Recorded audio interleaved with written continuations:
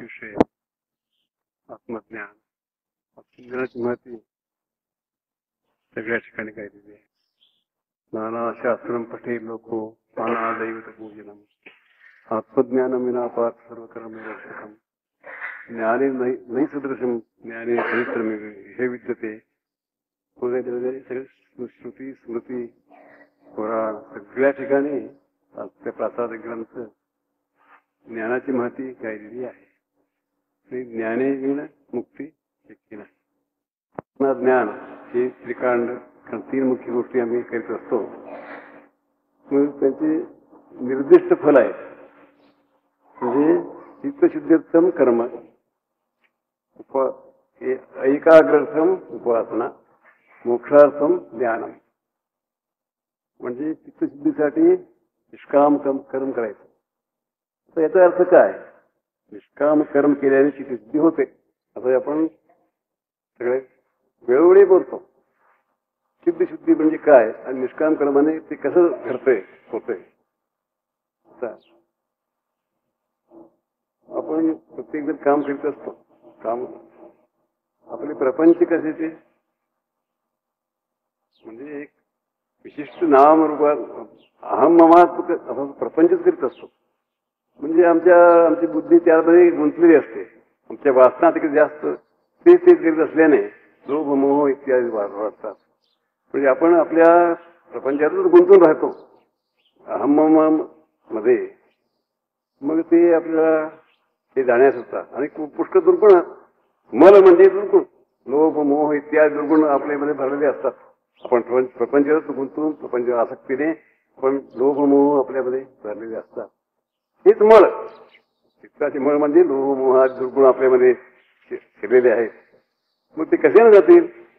म्हणजे निष्काम कर्म. सगळ्या लोकांकरता आपण स्वार्थ सोडून आपण काम करू लागलो म्हणजे आमची बुद्धी विशाल होईल आणि आमची जी स्वार्थ कमी कमी होत जाईल आणि हे गुण आपोआप कमी होत जातील. म्हणजे ह्याच्याने चित्तशुद्धीर्थम कर्म, चित्तशुद्ध हे कर्म सांगितलं. न तो वस्तू उपलब्ध आहे वस्तुसिद्धी विचारेन न किंचित कर्म कोठिबी वगैरे पुष्कळ सांगितलं आहे. म्हणजे आता उपासना, ध्यान भजन ही उपासना. हे चित्त एकाग्र करण्याकरता आहे. चित्त चंचल आहे. चंचल आपलं जास्त भयंकर थाकलेली आहे. नेहमी आपण शेकडो कल्पना करीत राहतो. चित्त एकाग्र होत नाही. त्यामुळे एक चित्त एकाग्रता हे आपल्या ज्ञानाला मुख्य साधन आहे. एकाग्र चित्त असेल तर आपण श्रवण करू शकतो, समजू शकतो, परत विचार करू शकतो की आपण काय वागावं काय नाही हे आपण. म्हणजे एकाग्रता ही अत्यंत महत्वाची गोष्ट आहे. ते कशाने मिळेल? उपासनेने. म्हणजे ध्यान आणि भजन हे उपासना याच्याने चित्त एकाग्रता मिळेल. आणि ज्ञान आहे हे ते ज्ञानाने मोक्ष मिळतो, त्याशिवाय नाही. आता ज्ञान हे आपलं मुख्य आहे गुण, आपले ध्येय. तर ज्ञान म्हणजे काय? ज्ञान म्हणता वाटे भ्रम काय नाही बा असेल वर्म. रामदास सांगतात काय असेल बा ज्ञान म्हणजे भयंकर फार अवघड आणि त्रासदायक होतं. आम्हाला अशक्य असेल काहीतरी गोष्ट असेल म्हणून हा अनुक्रम बोली म्हणतात. बाबा तसं काही नाही, समजून देतो. लोक ज्ञान म्हणजे कशाला समजतात? कोणत्या गोष्टींना ज्ञान म्हणून समजतात? अगोदर ह्या पुढच्या समासात सांगितलेलं आहे. बहुधा उपदेश लक्षण म्हणून एक समास आहे. म्हणजे उपदेश देतात, मंत्रोपदेश. हा मंत्र तुम्ही पठत जा म्हणजे तुम्हाला आपोआप सगळं देव भेटेल, मोक्ष होईल, सगळं होत जाईल. नुसतं मंत्र सांगायचा हे मंत्रोपदेश. तर राम राम कृष्ण कृष्ण कृष्ण कृष्ण सांगितले, राम राम सांगितले. कोणी जपकरविती तुकाई तुकाई म्हणून पुष्कळ तरी वर्णन केलेले आहे. सगळं जाण्यात किती देव आहे तितके मंत्र आहेत. आणि किती देव जगात किती देव आहेत? शेकडो आहेत. देवाची गणना कोण करेल? देवाची भूत्यात होताना एकच झाले म्हणून रामराम एका कंटाळून म्हटलेलं आहे. म्हणजे पुष्कळ देव आहेत. जितके नाही तितके मंत्र आहेत. ते त्या भक्ताने काय करतात? हा मंत्र तू शेवटपर्यंत करीत जा, सगळं होतं का त्याच्याने सगळं काम होईल. तुला काय मुक्ती मिळेल, काय सगळं काम तिथे ह्या मंत्रापुढे होईल अशी समजतात, त्याला ज्ञान म्हणतात ते. पण ते काय खरं नव्हे म्हणतात, हे ज्ञान नव्हे. हे असं काय मंत्र जपाने किंवा ध्यानाने, मंत्र पठणाने आपल्याला मोक्ष, मोक्षाचा काय संबंधच काय? इकडे मोक्ष म्हणजे काय माहिती नाही, स्थिती माहिती नाही, त्याला उपाय माहिती नाही, आणि कसं करावं हे माहिती, सगळं काही नसताना आपोआप मोक्ष होतं म्हणजे काय? त्याकरता नामस्मरण किंवा जप आहे ते आहे, त्याचं फळ आहे. रोज मी सांगितलेलं आहे, उपासना हे एकाग्रतेसाठी पाहिजे आहे, ते खरं आहे. पण तितक्याने ज्ञान होत नाही, तितक्याने ते ज्ञान म्हणता येत, त्याला म्हणता येत नाही, त्याच्याने मोक्ष होणार नाही. एक झालं. मग बहुधा ज्ञान म्हणून एक समाज सांगितलं. ज्ञान म्हणजे आम्हाला काहीतरी काही आम्ही पुष्कळ कल्पना केलेली आहे. दुसऱ्याच्या मनातील जाणणे हे ज्ञान. पुढे तुम्ही कुठे साधूकडे गेला, बसला, पुढे तुम्ही ह्या काम करतो, मी इकडे आला, तो अगोदर तुम्हाला सांगून टाकलं की नाही, तुम्हाला काय किती ज्ञानी आहे, अंतर्ज्ञानी आहे, तो समजतो, सगळं समजतो. पण जाणारे दुसऱ्याचे अंतरीचे ज्ञान, आत्मा कुठे आहे, ज्ञान कुठं आहे, त्याचं फळ मोक्ष कसं म्हणणार? समजतं काय झालं? किंवा कोणी काय म्हणतात, काही मागे झालेले पुढे भविष्य सांगतील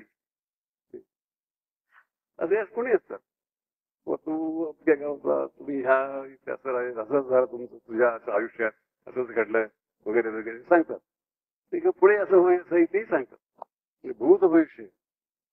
भूत भविष्य वर्तमान खावती आहे परिच्छिन्न, त्याची म्हणजे ज्ञान परिते ज्ञान नव्हे. कोणी पंडित आला, मोठा विद्वान, भाषण करतो, वक्तृत्व आहे, हा मोठा ज्ञानी आहे. वेद पठण किंवा पांडित्य हे ज्ञानाचे लक्षण नव्हे. आणि पुष्कळ विद्या, कला, काय सांगितले,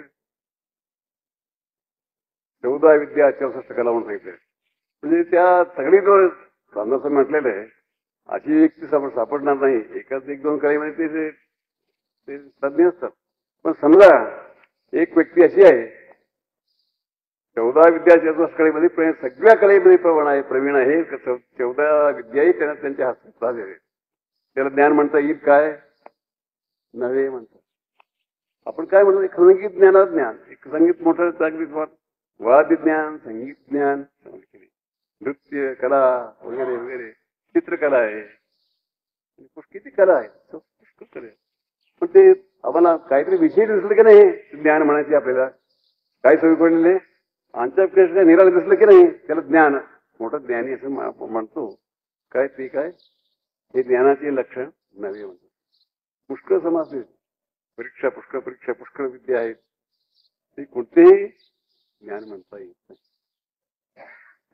ज्ञान नव्हे कोणतेही, म्हणजे बहुधा उपदेश, बहुधा ज्ञान, असे दोन समाज मागे लोकांच्या गैरसमज कसे आहेत.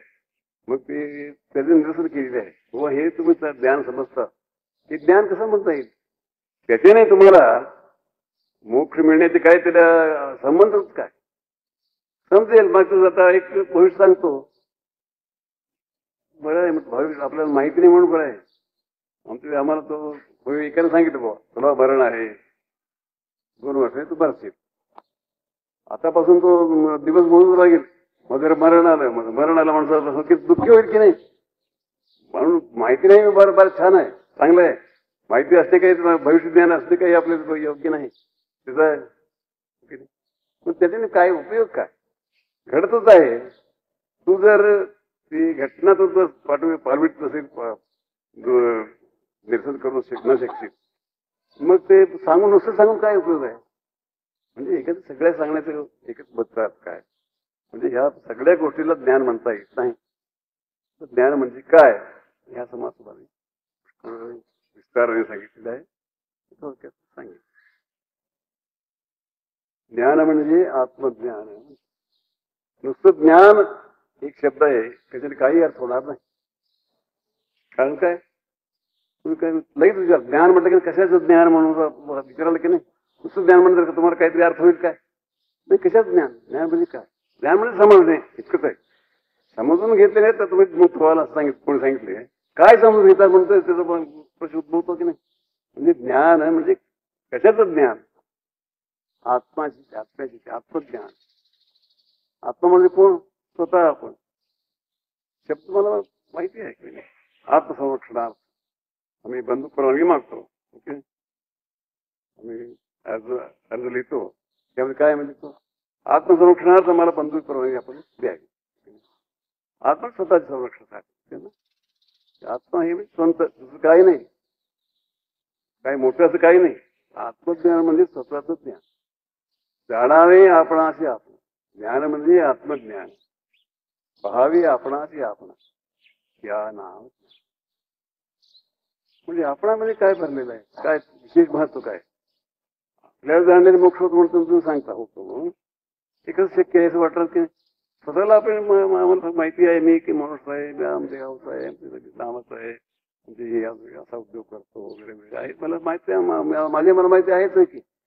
मग हे आणखी जाणायचं काय आणि त्याच्याने मोक्ष होणार कसं हे काय अशक्य दिसते असं लोक सामान्य लोकांना असं वाटतं की नाही.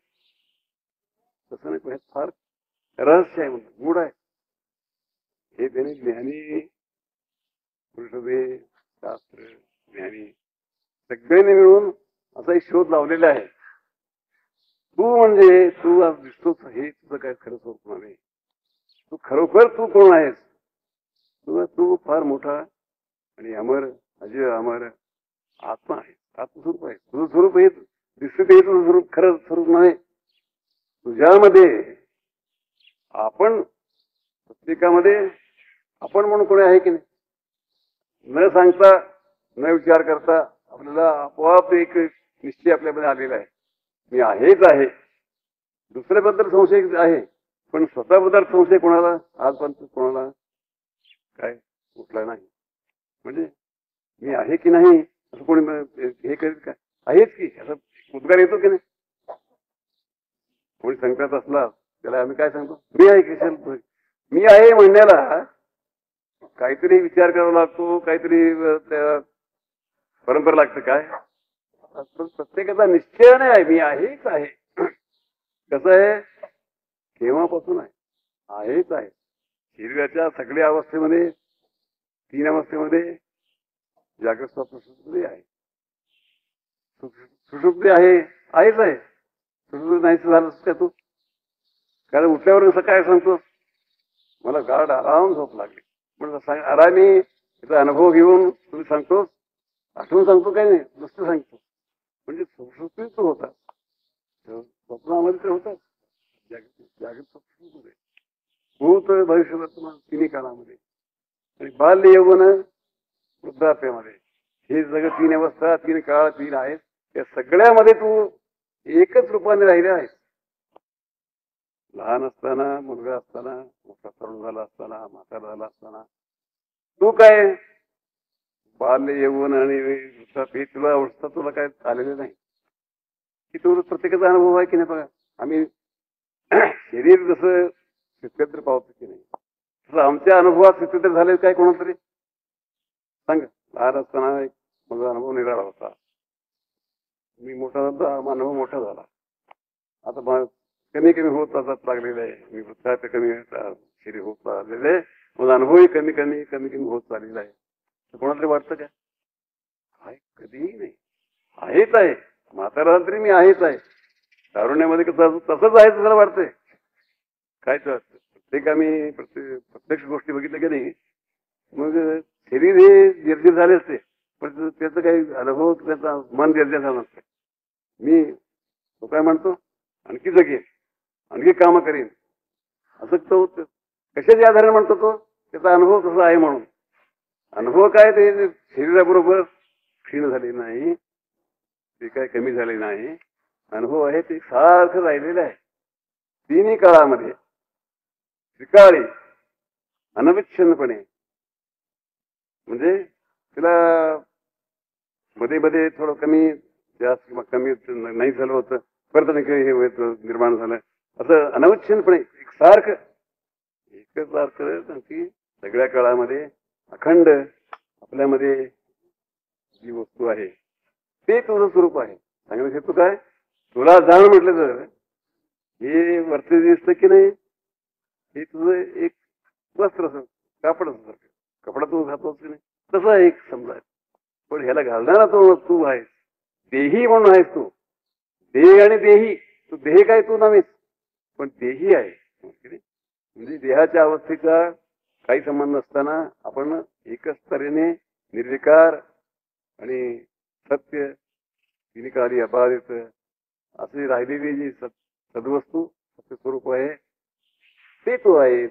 तू काय हे जाण, हे जाणल्याने तू मुक्त होशील. कारण काय, तुझी भावना तुझ्याबद्दल तुझी भावना काय आहे त्याप्रमाणे तुला अनुभव येत नाही. मी देह आहे तुला तुझा निश्चय असला मग देहाला आलेली अवस्था आम्हालाच आलेली म्हणून तू समजणार आणि त्याप्रमाणे ते दुःख होता, दुःख होता. मी कोण आहे हे त्याचा निश्चय सगळ्या आपल्या भावनांना, विचाराला, कृत्याला, फलाला सगळ्याला कारणीभूत आहे. मूलभूत मी कोण आहे प्रत्येकाला बघा, तो निश्चय असतो म्हणून तो त्याप्रमाणे सगळं करतो. तो एक मास्तर आहे म्हणून समजा, तो मास्तर आहे म्हणून त्याला अगदी दृढनिश्चय आहे. त्याप्रमाणे तो त्या विद्येचा किंवा शिकवण्याचाच विचार करतो, शिकवण्याबद्दल बोलतो, त्याबद्दल आपण काहीतरी प्रगती करतो. म्हणजे त्या गोष्टीबद्दल तो अगदी निर्धास्तपणे येतो आणि त्याप्रमाणे वागू लागतो. मग त्याप्रमाणे फलही मिळवतो, नोकरी मिळवतो किंवा काही शिकवितो काहीतरी. मग सगळ्या गोष्टी मी कोण आहे ह्याच्या निश्चयावरून आहेत. तुझा निश्चय काय आहे आता, मी एक देह आहे. मग देहाची अवस्था मला आहे, मला बाल्य, यौवन आणि वृद्धाप्य ही 3 अवस्था किंवा पूर्वजन्म, आता पुढचा जन्म. आम्ही आमचा विचार फार कमी म्हणजे काय म्हणता येईल, दृष्टी लॉंग साईट आणि शॉर्ट साईट, फार शॉर्ट साईट आहे आमची दृष्टी. फार पुढे जातच नाही. 5-6 वर्ष 4 वर्ष जमलं केली, आता 5-10 वर्ष म्हणजे आम्ही त्या तितक्यात. मग पुढचं आमचं काय, तू तर निश्चित आहे की नाही, तू पेन्शन घेणार हे निश्चित आहे हो की नाही. मग ह्या जगापासून तू निराळ होणार जाणार हे निश्चित आहे की नाही. त्याबद्दल कोणी विचार केलाय, कधी विचार केला काय. एक प्रवासाला मी निघतो की नाही, प्रवास तयार करतो की नाही, किती करतो प्रवास, पुष्कळ सामान बोलतो, कुठे जायचं कुठे राहायचं. मग ह्या पुढच्या प्रवासाचा कोणी विचार केलाय काय. जन्मात हे शरीर गेल्यावर शरीर जाणे काय फार लांब आहे काय नाही. तू 10 वर्ष 10-15 वर्ष इतकंच की नाही. आता तुम्ही राहिलेले आहेत की तुमचं आयुष्य गेलेलं आहे, पुष्कळ वर्ष गेले आहे, 50-60 वेळ. आता तितके वर्ष तुम्ही राहिलं का, मागे होतात तितके वर्ष पुढे राहतील, राहणार का, राहसाल काय नाही. थोडं वर्ष आहे हे, इतके वर्ष न जाणता आपोआप सहज गेले, ही 5 वर्ष सहज जाणार. मग माझी गती काय होईल. मरणोत्तर मी प्रवासात जाणार आहे, मग त्या प्रवासाचे कोणी विचार केलाय काय नाही. म्हणजे मी देह आहे म्हणून तो त्याला जीवभाव आहे, मग तो देहच होत राहणार, त्या देहाशिवाय तर राहता येत नाही. त्याला जन्म आहे याला एक कारण मी सांगतो.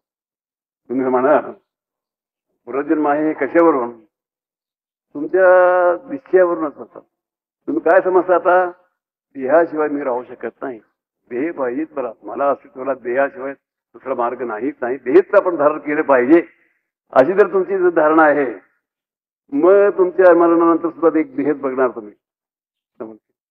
एक घर सोडल्यावर दुसऱ्या घर आम्ही बघतो की नाही, एक घर सोडलं म्हणून दुसऱ्या घरात जातो की नाही. म्हणजे एकत्रित काय, हा मीपणा धरल्यामुळे देहपणा, देह मी आहे असा अहंकार किंवा असा निश्चय, देह निश्चय किंवा जीव निश्चय आमचा आहे. म्हणून जन्म मरण आपल्याला आहे, आणि जन्म मरण हे 3 अवस्था आणि हे सगळ्याच दुःख रूपच आहे. सुख आपल्या आयुष्यात सुख किती वेळ मिळाला आणि दुःख किती वेळ मिळाला, क्षण क्षण क्षण मोजा. किती सुखाचे क्षण किती गेले, तर दुःखाचे क्षण किती गेले. सुखाचे क्षण फार कमी, सुख पाहता जबापाडी म्हटलेलं आहे त्याने, दुःख परत राहील म्हटलं. इतकं काय नसू दे, पण सुखापेक्षा दुःख जास्त. आणि काही अवस्थेमध्ये सुखाचा अनुभव आपल्याला, काही अवस्था अशा आहेत ते दुःखरूपच आहे. म्हातारपणा, रोग वगैरे आहेत, तर सुखाचा भागच नाही. त्या म्हातारपणात रोग झाला, सुख त्याला काय, रोग थोडं कमी झाला म्हणजे सुख वाटतं. भयंकर त्रास होत असतो की नाही, थोडा त्रास कमी झाला का त्रास पुष्कळ असतोच की नाही. म्हणजे सुख, त्रास किंवा दुःख हे आपल्या म्हातारपणात, वृद्धाप्यात, रोगामध्ये भरलेले आहे. आणि आपल्या ह्याच्यामध्ये सुद्धा तारुण्यामध्ये आपल्या ह्याच्या प्रपंच करतो, आनंद करतो, पण पुष्कळ दुःख आहे. वर दिसायला सर्व कपडे दिसतो आणखी मोठ्या ह्याच्यात, पण त्याचं मन कसं आहे, ती चिंताग्रस्त आहे, असमाधान आहे. दुःखाचं स्वरूप म्हणजे मी व्यवहारामध्ये असं समजलं पाहिजे. दुःख म्हणजे आपण काहीतरी काय होत राहिलं पाहिजे समज, असं काही नाही. दुःख होत राहिलं पाहिजे काहीतरी. आपले मन जर अस्वस्थ आणि विक्षिप्त आणि चंचल आणि असमाधानी असं, ते दुःखाचं मुख्य रूप आहे. तुम्ही हे तर दुःख आपल्याला नेहमी आहे, होते काय ओके नाही. आता झोपेमध्ये जात असेल का, काही काही वेळेला नसेल, पण बहुशा म्हणजे एकंदर असं आपण दुःखाच्या दोन आपण हे करा, जमा आणि खर्च काढलो, जमेची बाजूला बी आहे, ते खर्च हे द्या, मग काय आपल्याला कोणतं जास्त होईल, दुःख जास्त होईल की नाही. म्हणजे एकंदरीत काय दुःखरूप आहे एक सिद्ध आहे. हे कशामुळे झालं, मग मी देह आहे समजल्यामुळे समजलं की, म्हणजे माझे तुमचे स्वरूप तुम्हाला माहिती नाही, अज्ञानामुळे अज्ञान झालेलं आहे म्हणतो की नाही. अज्ञान झालं म्हणजे काय झालंय, मला असं काहीतरी रोगासारखं आहे काय, तसं नाही. मी कोण माहिती नाही मला, पण तितकंच राहिलं नाही, तितकंच राहिलं नाही, थांबलं नाही ते. मग विपरीत ज्ञान, मी कोण मला मी जाणत नाही, आणि जवळची वस्तू आहे त्याला मी म्हणू लागलो. त्याला मी कोण आहे त्याचं खरं तुझं स्वरूप नाही सांगितलं असं आपण, चैतन्य स्वरूप, शाश्वत, कालाबाधित, सत्य, असे तुझं खरं स्वरूप आहे. पण हे तुम्ही जाणलं नाही, तुम्हाला माहिती नाही, अज्ञान झालं. म्हणजे हेच अज्ञान. या अज्ञानामुळे काय परिणाम काय झाला, जवळच काय वस्तू त्या वस्तूला मी म्हणू लागलो, मी शरीराला मी म्हणू लागलो. मग त्या सुखदुःखामध्ये पडलो आणि जन्म मरणामध्ये पडलो. सगळे हे अज्ञान आणि अज्ञान कार्य ह्याच्यामुळे हे झालेले आहे. मग याला उपाय काय. मी एक समजा मी कुठे बाहेर गेला होता आणि एक प्रवासाला गेला होता, तुम्ही एका मोठ्या अरण्यातून सापडला. गेला पुढे गेला, भयंकर अरण्य होता, तिकडे व्याघ्र वगैरे होते, दुसरे पक्षी होते, भयंकर ताप हे दुःख झालं. मग काय करावं, परता म्हणते अरण्यापासून बाहेर या. तसं हे आपण या ज्ञान, विपरीत ज्ञान, मग कर्म, मग फल, त्या अशा आपण ह्या अरण्यात फिरलेलो हो.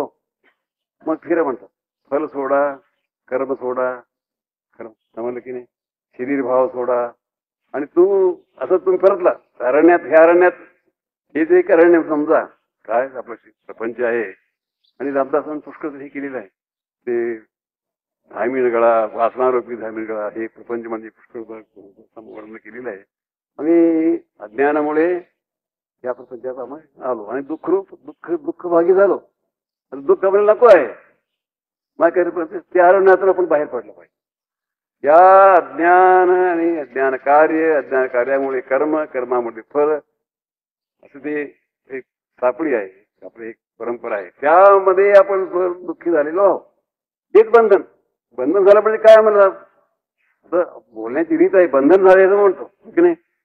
खरोखर त्याचा अर्थ बंधन म्हणजे कोणी आम्हाला बांधलेलं आहे असं काय त्याचा भावार्थ नाही. म्हणजे दुःखरूप आपण बांधलेलो आहोत. बंधन म्हणजे काय, न सुटणार दुःख, काय केलं तरी दुःख, हे बंधन. पंचभूत आहे की नाही बघा. कोणी तुम्हाला तुम्ही श्रीमंत असलं तरी दुःख, गरीब असलं तरी दुःख, ओके, आणि काय असलं दुःख, तसं काय तर मूल बाळ वगैरे असं दुःख कोणतंही म्हणा. लग्न झालं तर दुःख, लग्न न झालं तर दुःख. आता तुम्ही असं म्हणा, त्यांना वाटत असतंय, त्यांना लग्न सुद्धा म्हणतो दुःख झाल्यावर सुख आहे होईल. बरं डोळे उघडून बघा म्हणतात, सगळे लग्न झालेले आहेत जगामध्ये, लग्न झाले फार कमी आहेत. हजारो लाखो ते सुखी झालेत की बघ. तू कसं म्हणतो लग्न झाले दुःख सुख होईल समजतो की नाही. मग डोळे पुढे आहेत की सगळे हे आपले लग्न झालेले आहेत ते सुखी झालेत का? नाही. लग्न झाले तर दुःख, न झाले मुली झाले तर दुःख, नाही झाले तर दुःख. श्रीमंती गरिबी, अधिकार आणि न काही केलं तर दुःख सुटत नाही. न सुटणारे दुःख हेच बंधन. ह्याच्यापासून आपण बाहेर पडता येतच नाही. आम्ही या दुःख सागरात किंवा दुःख अनेक दुःखामध्ये पडलेला हो, दुःखरूप बनलेला हो. असं झालं, ह्याला म्हणतात दुःख. ह्याला न सुटणारं दुःख म्हणजे बंधन. हे झालेलं मला बंधन म्हणजे कोणी एक दोरीने आम्हाला बांधलं नाही कोणी. म्हणजे याचं ते दुःख आम्हाला कायम दुःख झालेलं आहे. मग सुटणे म्हणजे काय?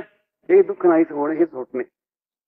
बंधन सुटणे, मोकळे मुक्त होणे म्हणजे मुक्ती. म्हणजे हे दुःखरूप जे प्रपंच आहे त्यापासून आपण पूर्णपणे मोकळे होणे, त्याला मुक्त म्हणतात. ते कशाने होईल? आता आम्हाला कारण समजलं. आम्ही आमच्या परिपूर्ण त्या ह्याच्यामध्ये कुठेमध्ये परिपूर्ण आनंद रूपच आहे. दुःखाचा लवलेश नाही आणि त्याला कमी जास्तपणा नाही, विकार नाही, नाश नाही आणि परिपूर्ण शाश्वत आनंद रूप अशी जे आपले स्वरूप आहे, हे आपण हे मूळ सिद्धांत आपण ते सोडलो मग त्याला माहिती नाही. मग त्याला दुसऱ्या अज्ञान, मग विपरीत ज्ञान, मग त्या कर्मामध्ये कर्म, फलाशा, कर्म असं त्या चक्रामध्ये पडलो. मग ह्या चक्रातून आपण बाहेर यायचंय म्हणजे ह्याचं निरसन केलं पाहिजे.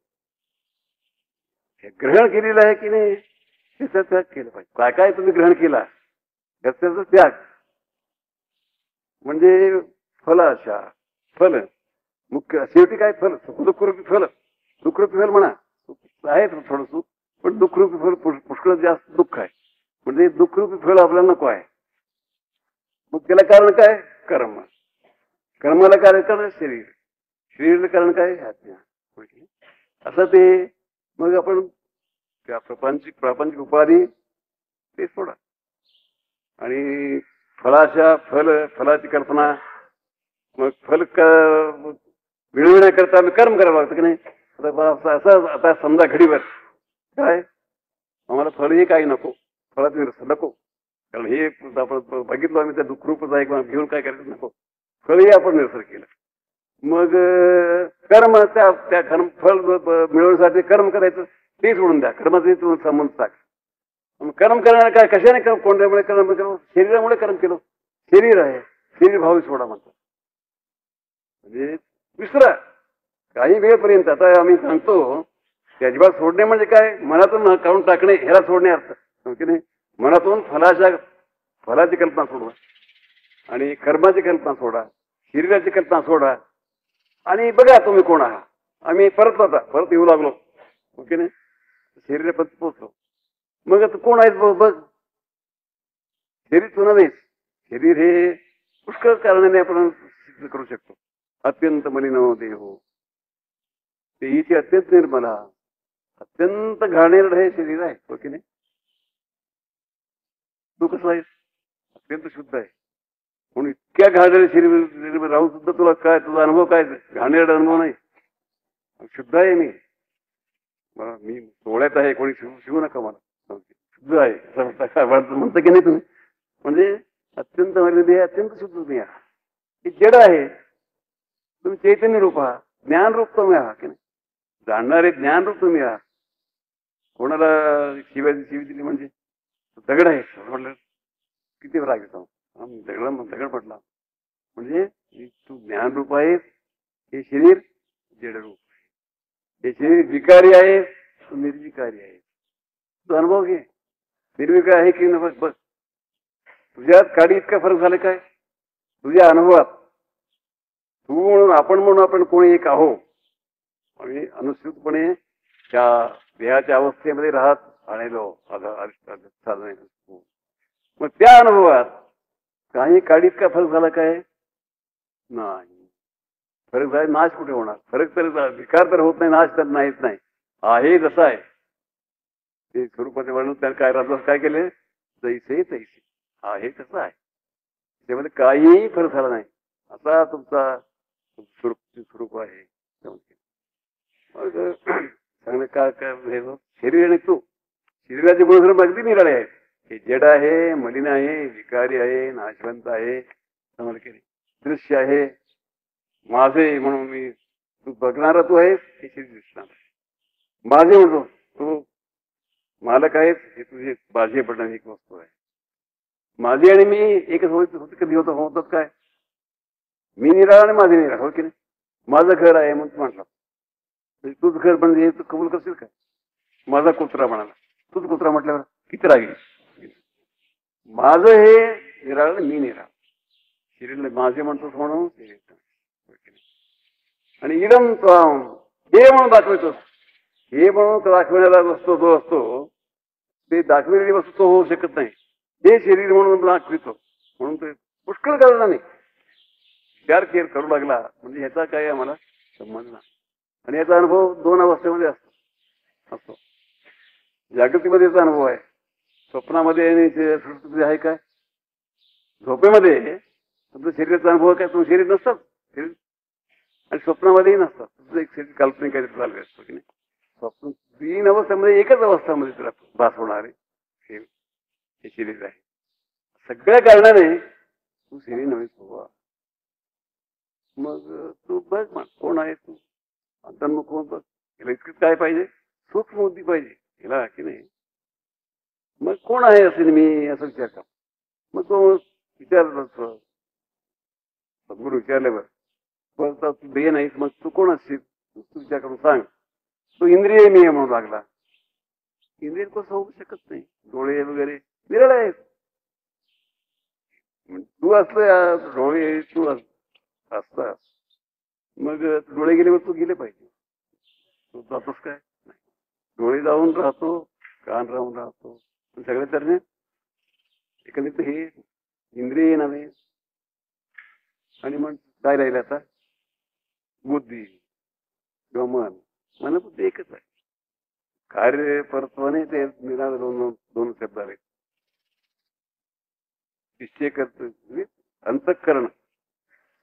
आतले जे आपले साधन आहे इंद्रिय आहे हे सगळं करणार आहे. दाढे काय असेल हे असेल का तू ते असेल असं ते विचार आपण करू लागलो की नाही तुला मन म्हणतात. असंच आहे म्हणजे त्याला बुद्धी म्हणतात. निश्चय करणे. मग निश्चय केल्यावर दृढ धरणे हे असंच आहे झालंच पाहिजे असं निश्चय हे करतो. अहंकार करतो. मन बुद्धी चित्त अहंकार म्हणून एकच. तू असं ते मन आहेस काय? असं तू स्वस्त बसलो की कल्पना सोडून दे. इंद्रियाचे करणं कामे सोडून दे. डोळे बघायचं बंद कर. निशब्द ठिकाणी बैस. एखादा शब्द नाहीच आहे. खाणे तर नाहीच आहे. वासाचं स्थित नाही. म्हणजे हे इंद्रिय भाव. शरीर भाव सोड, इंद्रिय भाव सोड. आता बघ तू कोण आहेस? कल्पना मी मनाही सोड.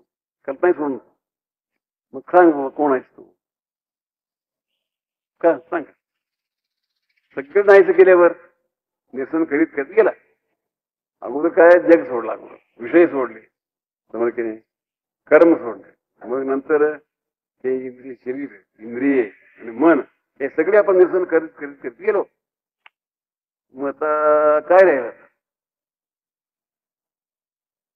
म्हण काय नाही म्हणा. काय राहिलं नाही. काहीच राहिलं नाही. काय अजिबात नाही. पण नाही म्हणणारा हे कोणी सांगितलं? काही राहिले नाही हे सांगायला ते शून्यत्व आहे. शून्यत्वाला सांगायला येईल काय? मी नाही असं शून्य सांगू येईल काय? सांगायला एक पाहिजे की नको? हा होय. म्हणजे या सगळ्याला सांगणारा जाणणारा सगळ्याला जाणणारा जाणीव रूप ज्ञान रूप नाही आहे. ज्ञान हे विषय ज्ञान नव्हे. हे मनाचे ज्ञान वगैरे काय ते मी ते ते ते मी हे दुसऱ्यापासून हे ते उष्ण घेतले ज्ञान आहे, मनाचे ज्ञान वगैरे, हे शुद्ध ज्ञान. हे सगळे जाणणे सोडले, हे सोडले, मीपणा सोडला आणि शून्यत्व भाव सोडला, शुद्ध आपण अंतर्मुख होऊन होऊन होऊन मग राहिला. काय राहिलं आता? ज्ञान एक राहिलं, ज्ञान राहिलं. म्हणतो कोण आहेस? ज्ञान आहे, हे तुझं स्वरूप आहे. त्यात मी ज्ञान आहे हे म्हणणेही नाही, हे तुम्ही धोरण केलेलं आहे. तर मी ज्ञान आहे मी असं म्हणत म्हणत का ते आता अनुभवत नाही. म्हणजे ते न म्हणता म्हणजे स्वतःसिद्ध स्वयंभू आपोआप स्वयंस्फूर्तपणे अखंड जे आपल्यामध्ये राहिलेले आहे सतत्व, केवल सत, केवळ चित्त, केवळ आनंद, समाधान, तेच आनंद रूप आहे. सत चित्त आनंद, हे 3 शब्द आहेत, 3 लक्षणं आहेत. त्या असा तू आहेस, तू तुझा तू शोध घे. सूक्ष्म बुद्धीने शोध घे. काय पाहिजे तर काय नको. ज्ञानाला काय पाहिजे? ज्ञान म्हणजे जाणणे, हे तरी सगळं माहित आहे की नाही. जाणण्याला आपण बुद्धीने जाणणे, डोळ्याने जाणणे, हे जाणणे निराळ आहे. आणि स्वतःला सूक्ष्म बुद्धीने अंतर्मुख होऊन आपण कोण आहो याचा अनुभवाला लक्षून तो अनुभवरूपच आपण होऊन बघणे म्हणजे अनुभवरूप होणे. आपण ते आहोत, ते म्हणणारच काही नाही. मी असं आहे म्हणणारच नाही, तो होईल तेही एक कृत्रिम रूपच आहे, तेही सोडून दिलं. ज्ञान मी रूप आहे म्हणून हे सोडलं. हे पूर्वीचं निरसन झालेच आहे. ज्ञान रूप आहे म्हणणारे सोडलं, शुद्ध ज्ञान राहिलं. हे ज्ञान मूर्ती म्हटलं. स्वरूप काय आहे? आत्मस्वरूप काय? ब्रह्मानंदम परमसुखदम. हे तुम्हाला वाटेल तर आनंद परम सुखदम म्हणतात. हे कसं आहे? तसं काही नाही, आहेच. आनंद म्हणजे आम्ही काय समजतो? सुख. सुख म्हणजे द्वंद्वाचे सुख आहे, ते सुख म्हणून आम्ही समजतो. ते खरे सुख नव्हे. द्वंद्वामध्ये दोन असले की नाही, त्यामध्ये एक कमी जास्त झालं म्हणजे सुखही कमी जास्त होत राहणार. सुख दुःख, सुख थोडं कमी मिळालं झालं दुःख, दुःख दुःख थोडं कमी झालं म्हणजे सुख. असं इतकंच आमची व्याख्या अशीच आहे. सुख पुष्कळ सुख आहे, त्यात कमी झालं म्हणजे दुःख, आणि दुःख थोडं कमी झालं की नाही. आता सुख आहे म्हणून समजा लक्षात आहे, त्याचे एक 50,000 गेले, दुःखी होतो. भयंकर आजार पडलेला आहे, दुःख आहे, थोडं बरं वाटलं, हा सुख. म्हणजे दुःख कमी होणे सुख, सुख मिळणे हे दुःख. हे दोनच ते रोमॅट्रिकच आहे. बोलणार जे आहे द्वंद्वात नसेच आहेत. हे द्वंद्वात सुख आहे, ते खरं सुख नव्हे. किम सुखम म्हटलंय, सुखदुःखातीतम सुखम. सुखदुःख हे 2 द्वंद्व आहेत, हे कुठे नाहीत. आणि निवांत नाही कुठे हे सुखदुःख कमी जास्त होतात. ते तसंच अखंड राहिलेले आहे. ते सद्रूप आहे, सत्स्वरूप आहे, तेच खरं आनंद रूप आहे. आणि तो आनंद ब्रह्म आनंदम परमसुखदम, तो आनंद आपला हे आहे. खरं म्हटलं स्मरण सगळ्या ठिकाणी तो नाही झालेला नाही, ते अधिष्ठानभूतांना रूपाने होऊन तर राहिलेलेच आहे. आपण आम्हाला ओळखलं नाही म्हणून ते आपलं नाहीसं वाटतंय, पण ते कधी केव्हाही आहे. असं आपण सगळं व्यसन करून करून करून पण निराळे काढून आपण बघितलं, मग ते सगळ्या ठिकाणी ते आहेत. देहाला आधारभूत, मनाला आधारभूत, आपल्या कर्माला आधारभूत, सगळ्यांना आधारभूत तेच आहे. मग नंतर असं जाणणे म्हणजे असं जे आपण स्वतःला जाणणे. परमसुखदम केवलम ज्ञानमुक्ती द्वंद्वातीतम असं म्हटलं. सुख दुःख, मान अपमान वगैरे वगैरे आहे. आपण मनाची अपेक्षा करतो, अपमानाबद्दल ठीक त्याचा त्रास होणार. मान कुठे आहे तिकडे अपमान आहे. आणि लाभ लाभ आहे ते नुकसान आहे. सगळेच गुण एकावर एक अवलंबून असतात. हे द्वंद्व म्हणजे 2 आहेत ते द्वंद्व, 3 आहेत ते त्रिपुटी. तिकडे त्या ह्याच्या एकमेवामध्ये तुमचे ते परिपूर्ण स्वरूपामध्ये हे त्रिपुटी असू शकत नाहीत आणि द्वंद्व असू शकत नाही. द्वंद्वातीतम त्रिपुटी रहितम, 3 गुण नाहीत. तसे द्वंद्वातीत त्रिपुटी रहित. आणि असे जे द्वंद्वातीत गगन सदृशम तत्वमस्यादी लक्ष्यम. तत्वमसी तेच आहे, त्याच्यानेच लक्षित होणार आहे. ते समजणार आहे, बाकीचे काय समजणार नाही. ते समज नाही म्हणजे बुद्धीने, आता बुद्धीला समजत नाही म्हणजे बुद्धीच नाही झालेली आहे, समजणार कसं आहे? ते तू आहेस इतकं समजायचं. समजायचं म्हणजे काय हे नव्हे. ज्ञान पाहिजे का नको असं कोणी म्हणाले. तुम्ही आज सांगायला ज्ञानी नाही शिकवते बरं, ज्ञानाची पण गरज नाही. ज्ञानाची गरज आहेच आहे, ज्ञान पाहिजेच पाहिजे, हे समजलं पाहिजे. तू हे ज्ञानाशिवायचे जे मूळ स्वरूप आहे हे तर जाणलं पाहिजे ना. हे ज्ञान पाहिजे. ज्ञानही तिकडे नाही, ज्ञानाचे विज्ञान होते, ज्ञानही नाहीच होते, विशेष ज्ञान नाहीच होते. ते असं हे ज्ञान तुला मिळवलेच पाहिजे. असं ते निर्विशेषम निरंजनम विवेकम परमानंदम तत्वमसी अद्वयम परम असं स्वातीला सांगितलेलं आहे. आपलं निस्तोत्र परमानंदम सांगितलेलं आहे. अशी जी आपली स्वरूप आहे आपण ते आहो, आपल्या अनुभवाने निश्चित करायचं. सगळे शास्त्रामध्ये हा सिद्धांत सांगितला आहे, दुसरा पण काही नाही. पंचीकरण म्हणा, तत्वमसी इत्यादी वाक्यात विवरण करताना पंचीकरणाचे फार पुष्कळ तरी अभ्यास करायला सांगतात. पण त्याचं काही विशेष आवश्यकता नाही. काही नाही आहे, तू नव्हेच हे समजायचं आहे. ते काय आता शरीर आहे, ते अस्थि मांस त्वचा नाडी रोम हे आकाशापासून प्रतिभास झालेले आहेत. लाळ मूत्र वगैरे ते पासून आलेत, हे सांगितलं की नाही. ह्याचं म्हणजे त्याचं काही खुलासा विशेष त्याचं काही म्हणजे आम्ही निराळे आहो, ह्याच्यापासून आत्मा निराळा आहे हे समजायचं आहे. म्हणजे हे सगळं निरसन करून ते शुद्ध स्वरूप स्वयंसिद्ध शुद्ध असे सच्चिदानंद परिपूर्ण आपण आहो, हे तुझं ज्ञान, हे आत्मज्ञान. बाकीचे कोणतेही नाही. तिकडे परमसमाधान आहे, तिकडे मोक्ष किंवा परमानंद काय तुम्ही म्हणता सगळं तिथं आहे. मुक्काम म्हणा, आणि कोणत्या मुक्कामाला पोहोचायचंय, एका ठिकाणी पोहोचायचं. समजा एक डोंगरावर एक मोठं स्थळ आहे म्हणून समजा, तिकडे आम्हाला जायचं आहे. तिकडे जाईपर्यंत आम्हाला पुष्कळ हे करावं लागतं. तिकडे हा मुक्कामाला आलो, आता काय काय काय मुक्कामाला म्हणजे हा मुक्काम. सच्चिदानंद आपलं स्वरूप आहे, मी आहे. त्या स्वरूपाला यथार्थ अनुभव जाणून आणि ह्याच्याने पूर्वीपासून मी म्हणत आलो त्याचा खरोखर त्याचा संबंध नाही. त्याची काय आहे ह्यानंतर असं जाणल्यावर मग ह्याला व्यवहार होईल की त्याच्याकडून व्यवहार होईल की नाही. मग असं समजा असं एक तुम्ही ऐकला, मी विसर केलं आणि मी शुद्ध आहे, असं सगळ्यापेक्षा निराळ आहे, अलिप्त आहे, असंग आहे, परिपूर्ण आहे, आनंद रूप आहे, तुमचा निश्चय झाला. बसला काही वेळ आनंद निश्चित. मग नंतर तुम्हाला वाटेल या स्थितीला मी शेवटपर्यंत राहू शकतो की नाही, शिकावं काय राहावे काय, राहणी तर होत नाही. लगेच आम्ही उठावं लागतो आणि हे करावं लागतं. मग म्हणतो बुवा हरकत नाही, तसं काय बसायचं शेवटपर्यंत ते निरीक्षण स्थितीमध्ये तू शेवटपर्यंत राहिलं पाहिजे असं काही पाहिजे हे नाही. ते सहज करायचं आहे.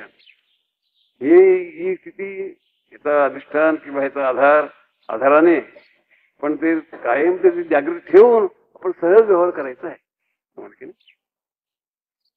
तर म्हणजे काय त्याचं शक्यत्व नाही. पूर्वी कसं जातं व्यवहार ज्ञानी किंवा साधकही व्यवहार करतो आणि बाकीचे व्यवहार करतात.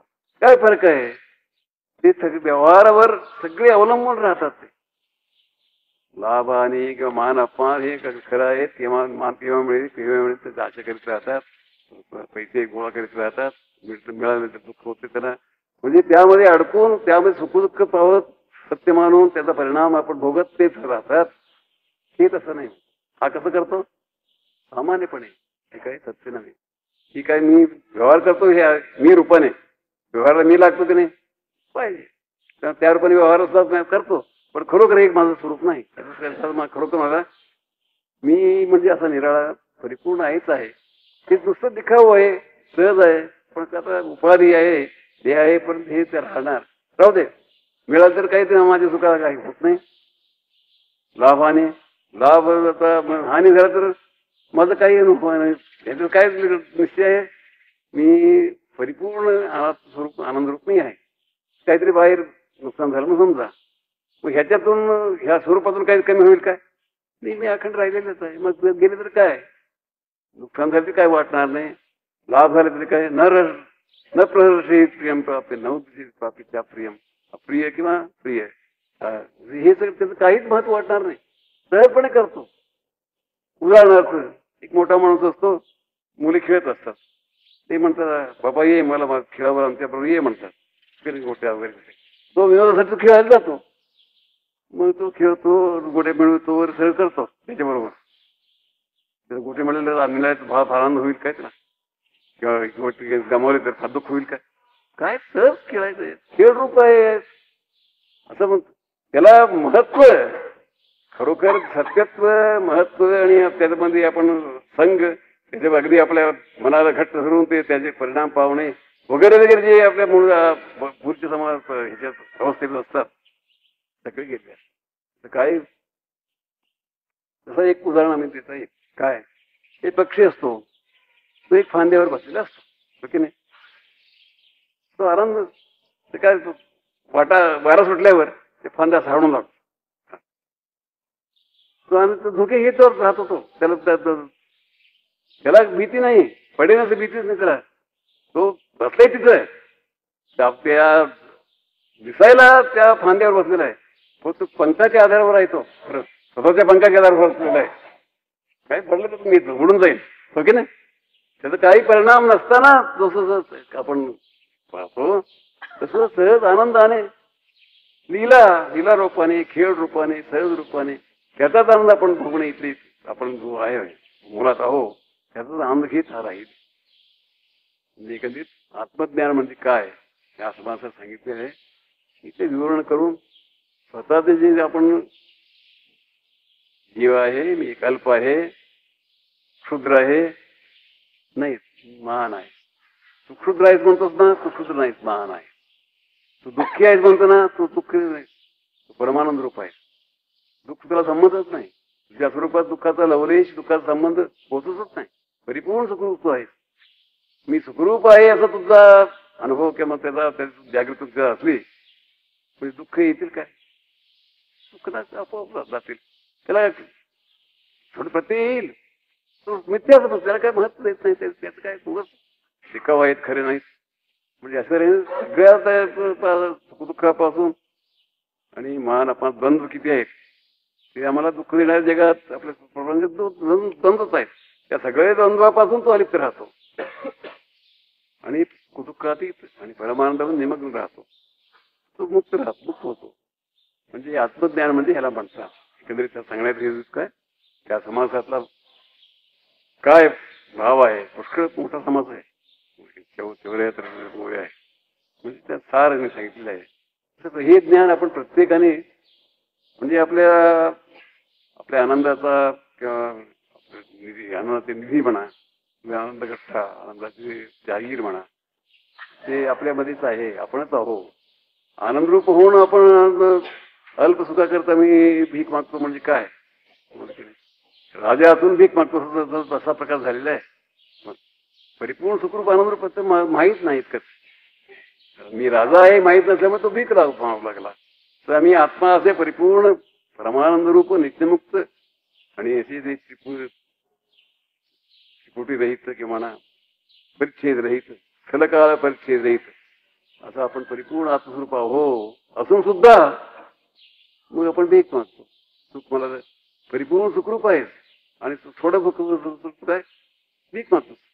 प्रत्येकाला व्यक्तीला भीक मागतो. तू माझ्यावर प्रेम कर म्हणजे सुख होईल, मी सुखी होईल, हो की नाही. त्याला भीक मागितलं मागितलं झालं की नाही. आणि पैशाला भीक मागतो, पैसे ये मला 1,00,000 पैसे झाले का मी सुखी होईल म्हणजे पैशाला भीक मागतो की नाही. व्यक्तीने भीक मागतो आणि सुखरूप असलेला जो असे प्रकार झालेले आहे.